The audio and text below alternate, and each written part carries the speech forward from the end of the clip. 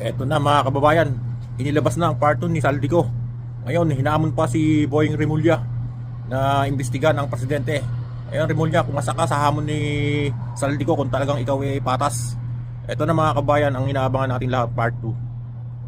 Muling naglabas ng pahayag si Zaldico. Lalabas ang katotohanan. Mas matindi, mas diretsahan at mas delikado. Sinabi pa ni Secmina, everything is cleared with the President. Basta importante, pasok ang pondo na request ng Pangulo. The following day, sabi ni Secmina, approve na si Presidente BBM sa lahat na binawasan na ahensya. Masaya na ang Pangulo dahil naipasok ang gusto niyang 100 billion insertion. Wala pong perang napunta sa akin. Lahat po ng insertion napunta sa ating Pangulo at Speaker Martin Romualdez. Ako lang at ang aking mga tao, sila Paul Estrada, Marty Sy, at ang aking mga security ang nag-deliver papunta sa bahay nila Pangulong Bongbong Marcos at Speaker Martin Romualdez sa North Forbes Park, South Forbes Park hanggang sa Malacanang. Yung mga deliveries po ay merong record ng aking mga tao. Totoo po yung sinasabi ni Orly Gutesa na nag-deliver siya sa Forbes Park. Alam ko po ang angani pambuhay ko at ang aking pamilya sa ginawa kong paglalahad na ito. Sa katotohanan ng lahat ay nilagdaan ko ang salaysay na ito ay kusang loob at walang anumang pamimilit at bunsod lamang na hangarin matulungan ang ating bansa. Totoo din po ang sinasabi ni Orly Gutesa na nag-deliver siya sa Malacanang nung siya ay nasa Senado. Para mapatunayan ang mga litrato na deliveries ay lalabas ko po together with this video. After po ng approval ng budget sa General Appropriations Act of 2025, nagtanong po ako sa DPWH kung magkano ang kailangan na ibigay sa Office of the President o ang SOP na bigayan. Ang sinagot sa akin ay 25%. Ang ibig sabihin nito, 25% ng 100 billion ang SOP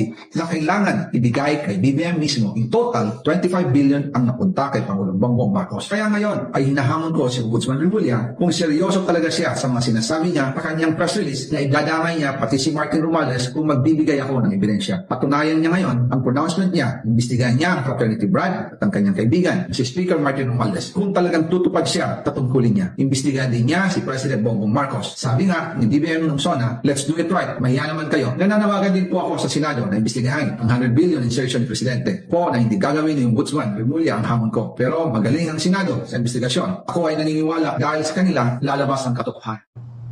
Sa mga senador dyan, ayan, huwag niyo sanang sirain ang tiwala ni Saldico sa inyo dahil alam niyang hindi magagawa ni Boying Remulla ang kanyang hamon.